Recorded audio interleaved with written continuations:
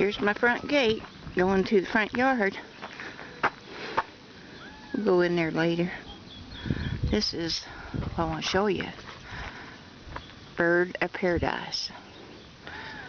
And it is really pretty, and the honeybees and hummingbirds love it. I planted it here because I don't have to water it at all. It's really pretty. The bees are already gone. They already had their breakfast. Usually this just covered with bees. It's really pretty.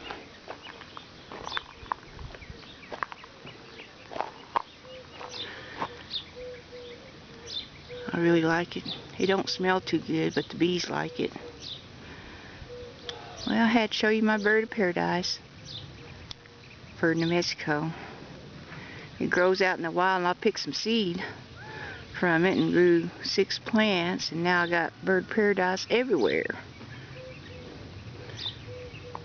Got some over there, and I planted some cane for a windbreaker because of the wind and privacy. And I planted